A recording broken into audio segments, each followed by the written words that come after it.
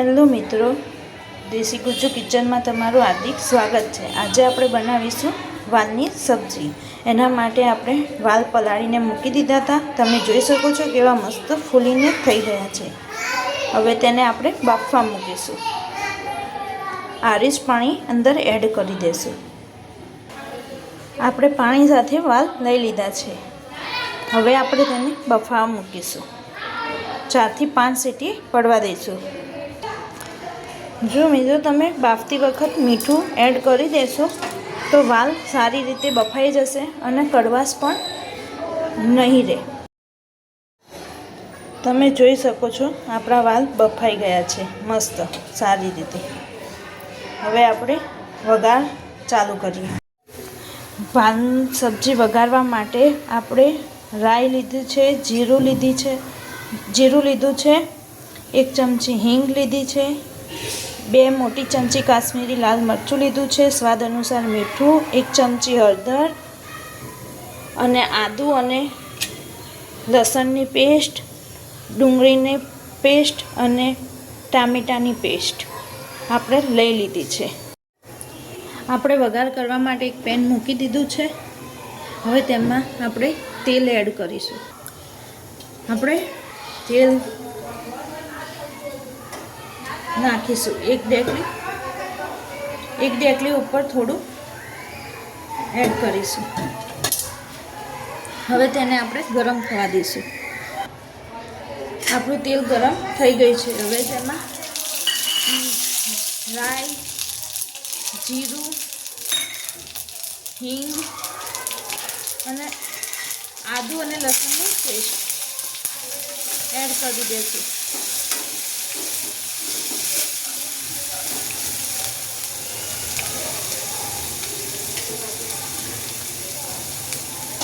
હવે તેમાં આપણે ડુંગળી એડ કરી દઈશું।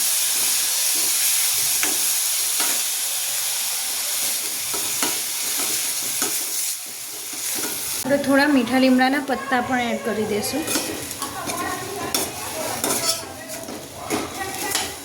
થોડી ઘણા તેને ચડવા દઈશું, ગોલ્ડન બ્રાઉન થાય ત્યાં સુધી આ રીતે હલાવતા રહીશું અને ગોલ્ડન બ્રાઉન થવા દઈશું આપણી ડુંગળીને। આપણી ડુંગળી ચડી ગઈ છે। હવે તેમાં આપણે ટામેટાની ગ્રેવી એડ કરી દઈશું। તેને મિક્સ કરીશું।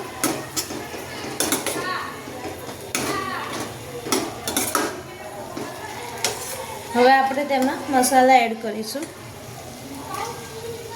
લાલ કાશ્મીરી મરચું,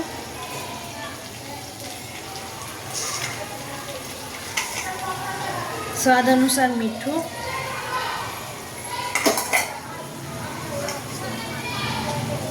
અને હળદર। હવે મિક્સ કરી અને તેલ છૂટું પડે ત્યાં સુધી ચડવા દઈશું આપણે। તમે જોઈ શકો છો આપણી ગ્રેવી ચડી ગઈ છે। હવે તેમાં આપણે વાલ એડ કરી દઈશું।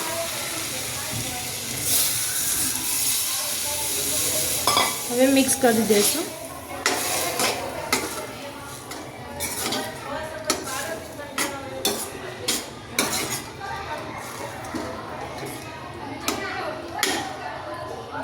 હવે થોડી ઘડી આપણે તેને ઢાંકીને 3 થી 4 મિનિટ સુધી ચડવા દઈશું। ગ્રેવી જાડી કરીશું। 3 થી 4 મિનિટ સુધી ઢાંકીને ચડવા દઈશું। હવે આપણે ચેક કરીશું।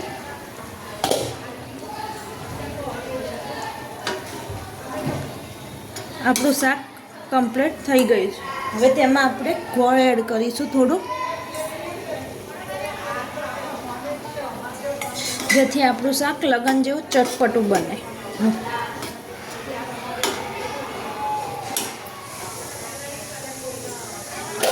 1 ચમચી જેટલું ધાણા જીરું એડ કરીશું।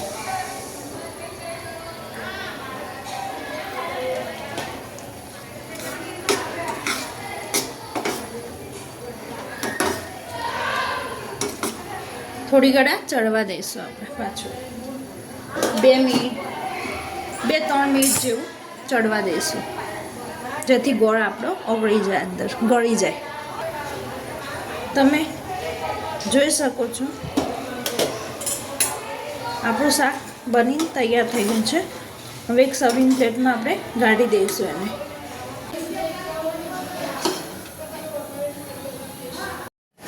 તમે જોઈ શકો છો કે મસ્ત લગ્નમાં બને તેવી સ્પેશિયલ વાલની સબ્જી બનીને તૈયાર થઈ ગઈ છે. જો તમને અમારો વિડીયો ગમ્યો હોય તો લાઇક, શેર અને સબસ્ક્રાઈબ કરવાનું ના ભૂલતા, અને કોમેન્ટમાં કહેજો કેવી લાગી સબ્જી.